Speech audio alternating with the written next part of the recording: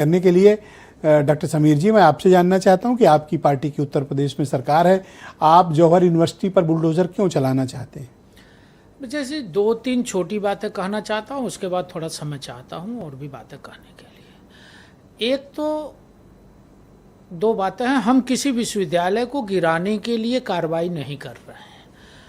बार बार ये कहा जा रहा है कि जौहर विश्वविद्यालय पर कार्रवाई हो रही है। जौहर विश्वविद्यालय पर कार्रवाई नहीं हो रही है।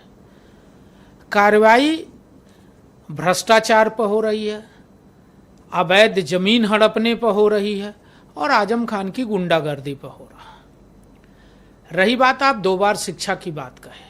शिक्षा के लिए सबसे ज़्यादा भारतीय जनता पार्टी ने काम किया। हम सरकार में आए तो माननीय मुख्यमंत्री जी ने कहा हम प्रत्येक मंडल में एक विश्वविद्यालय खोलेंगे और मुरादाबाद मंडल का जो जिला है रामपुर, उस मुरादाबाद मंडल में भी हमने विश्वविद्यालय खोला। आजमगढ़ में नहीं था, आजमगढ़ में सुहेलदेव महाराज जी के नाम पर विश्वविद्यालय खोला।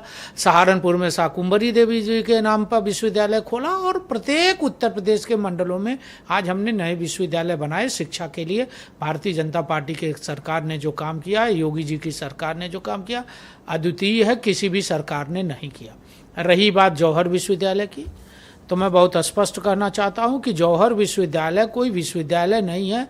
ये लूट और भ्रष्टाचार का अड्डा था। ये आजम खान के भ्रष्टाचार, गुंडागर्दी और अहंकार की खड़ी की हुई इमारत है। रामपुर के विश्वविद्यालय के खिलाफ कौन गया? जमीन हड़पने के खिलाफ कौन गया?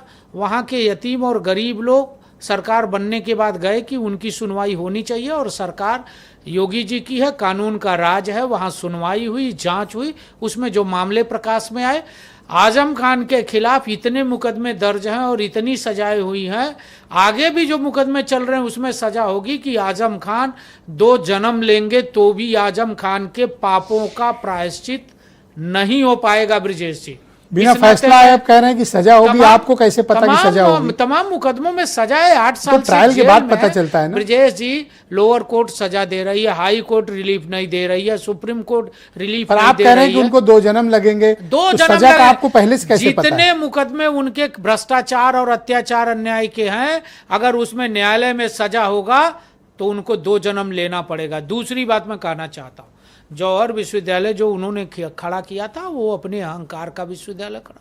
गरीबों की जमीनों को लूटा है, गरीबों की संपत्तियों को लूटा है, खेतों को कब्जा किया है।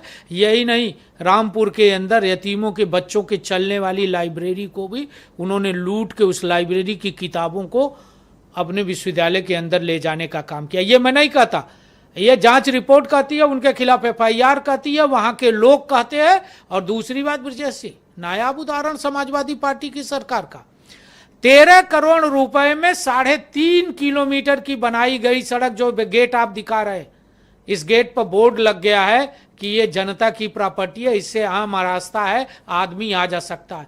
13 करोड़ समाजवादी पार्टी की बड़ी सड़क बनी सड़क पर आजम खान ने गेट लगा के मोहम्मद जौहर यूनिवर्सिटी लिख दिया और मना कर दिया कि इस रास्ते से कोई नहीं जाएगा। अब कुछ सवाल जवाब क्या समाजवादी पार्टी की सरकार में आजम के लिए अलग कानून था क्या?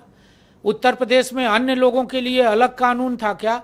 अवैध निर्माण की छूट थी क्या उनको? किसी की जमीन कब्जा करने की छूट अब थी एक क्या? पहला सवाल है आपसे कि क्या आपकी पार्टी की सरकार जौहर यूनिवर्सिटी पर बुलडोजर चलाना चाहती है या नहीं?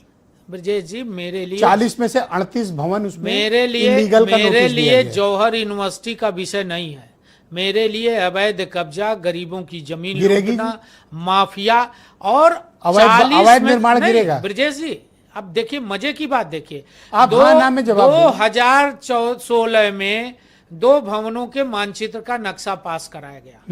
मेडिकल कॉलेज के मुख्य भवन का जो 75,572.32 वर्ग मीटर में है और प्रशासनिक भवन का जो 27,132.94 वर्ग मीटर की जगह है, इन 2 का नक्शा पास कराया गया। बाकी 38 भवनों के नक्शे पास नहीं कराए।